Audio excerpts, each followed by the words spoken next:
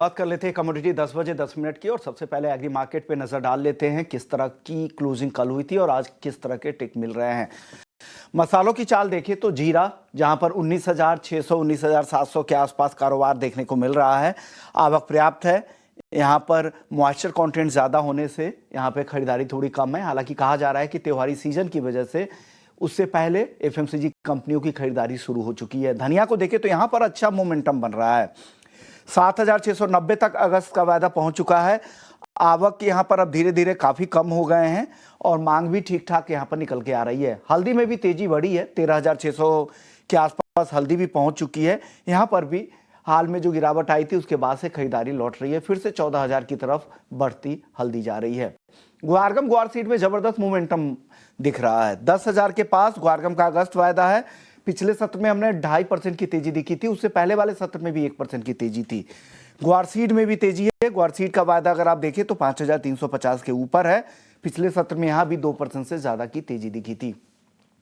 Castor में castor oil की demand काफी अच्छी है। इंटरनेशनल मार्केट से 6,800 के आसपास ये वायदा ट्रेड कर रहा है।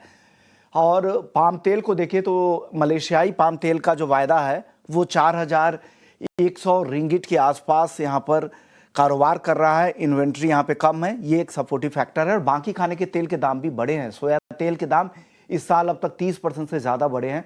ये वही ड्राइव कर रहे हैं बाकी खाने के तेल को। पाम तेल के बाद कपास का काउंटर देखिए एनसीडीएक्स पे 1615 के आसपास। आइस कॉटन 68.5 सेंट के करीब कारोबार कर रहा है। वहीं एनसीडीएक्स पे कॉटन सीड ऑयल केक 3150 के पास है। हाजिर मांग यहाँ पर कमजोर है। आखिरी काउंटर है मेंथा ऑयल का जो दायरे में है 885 के आसपास। थोड़ी गिरावट यहाँ पर अब बढ़ी है। अब वो जो दायरा था 50 रुपए का 900 से 950 के बीच में, उससे अब नीचे आ चुका है। हमारे साथ भाविक पटेल हैं ट्रेडबुल सिक्योरिटी से। बहुत बहुत शुक्रिया भाविक। सबसे पहले जीरे में बताइए सर, जीरे को में मांग को लेकर क्या स्थिति है? क्या लग रहा है भाव वापस से बढ़ेंगे? 20,000 के ऊपर फिर से कोशिश होगी आने की? Good morning Vishnu ji. Good morning sir. देखिए, एक्सपोर्ट की डिमांड अगर देखें तो एक्सपोर्ट की डिमांड अभी भी वीक है, जिसकी वजह से प्राइसेस हम देख रहे हैं कि 20,000 के ऊपर सस्टेन नहीं कर पा रहे हैं। हालांकि डोमेस्टिक डिमांड ठीक ठाक है, इतनी भी नहीं है कि हमें एक्सपेक्टेड है कि 20,000 के ऊपर 22,000 23,000 के लेवल्स भी आ सकते हैं। तो आई थिंक जब तक एक्सपोर्ट की डिमांड नहीं बढ़ती तब तक 20,000 के ऊपर सस्टेन कर पाना थोड़ा मुश्किल है। हमने पहले भी 20,500 से देखा था कि अभी वापस से करेक्शन शुरू हो गया है, तो यहाँ से और शायद करेक्शन आ सकता है। बट बाइंग ऑन डिप्स की स्ट्रेटेजी रखनी चाहिए। अपसाइड भले ही लिमिटेड है बट डाउनसाइड भी मुझे लग रहा है लिमिटेड ही हो सकता है। तो 19,300 के करीब बाय कर सकते हैं 20,000 के टारगेट के लिए 19,000 का स्टॉप लॉस से। ओके। और हल्दी में सर बताइए, हल्दी में भी तेजी बनी है, 13,500 रुपए के ऊपर है। यहाँ क्या होगा सर हल्दी में? हल्दी में अभी भी लग रहा है कि तेजी थोड़ी बनी रह सकती है। देखिए, नया माल आने की देरी है और इस पर स्विंग अच्छी है, बट तब तक के लिए डिमांड अगर डोमेस्टिक देखे तो थोड़ी पॉजिटिव है। पाइपलाइन अभी भी खाली है, जिसकी वजह से यहाँ पे नहीं लग रहा कि बहुत ज्यादा करेक्शन हो सकता है। तो हल्दी और धनिया ये दो काउंटर है कि जहाँ पे तेजी अच्छी लग रही है। हल्दी की बात करें तो अगस्त कॉन्ट्रैक्ट करंट मार्केट प्राइस जो 13,550 के करीब है, वहां से ही बाय कर सकते हैं 14,000 के टारगेट के लिए और 13,300 का स्टॉप लॉस रख सकते हैं। धनिया की बात करें तो धनिया काफी टाइम से हम देख रहे थे कि बढ़ ही नहीं रहा था, अभी अच्छे खासे बढ़ रहा है। यहाँ से और एक्सपेक्टेड है कि लेवल्स आ सकते हैं, बट करंट मार्केट प्राइस से नहीं, थोड़ा एक बार करेक्शन हो जाने दे, उसके बाद नई पोजीशन ले सकते हैं।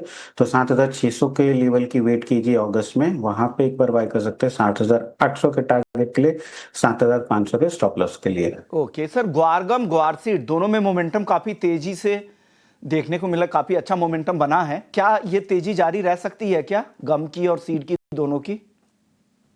मुझे लग रहा है कि वेट एंड वॉच अभी करना चाहिए, क्योंकि पहले भी हमने देखा था 5400 के करीब जब भी सीड आता है तो वहां से बिग वैल्यू देखने को मिल सकती है। अभी भी वही रेजिस्टेंस के करीब है। अगर 5400 के ऊपर 1 या 2 दिन सस्टेन कर पा रहा है तो मुझे लग रहा है शायद और तेजी आ सकती है।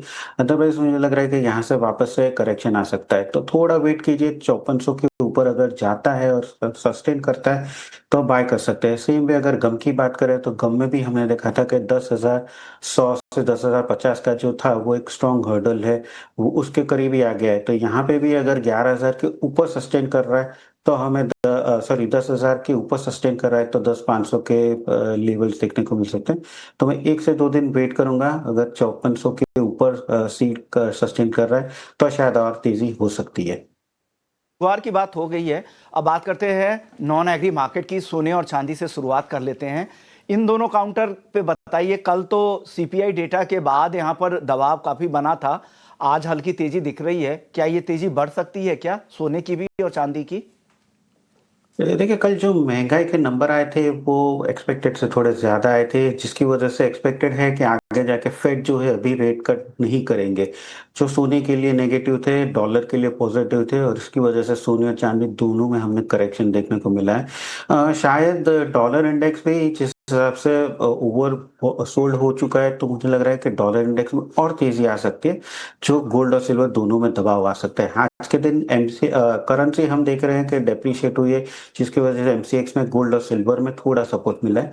बट शॉर्ट करके ही चलना चाहिए, तो दोनों में पुट का ऑप्शन ले सकते हैं कि जहाँ पे गोल्ड मिनी 97,000 का जो पुट ऑप्शन है वो एक बार बाय कर सकते हैं 600 के करीब, 900 के टारगेट के लिए और 450 का स्टॉप लॉस रख सकते हैं। ऐसे ही चांदी में भी 1,14,000 का जो पुट ऑप्शन है वो बेहतर रहेगा, 3,300 के करीब बाय करने के लिए।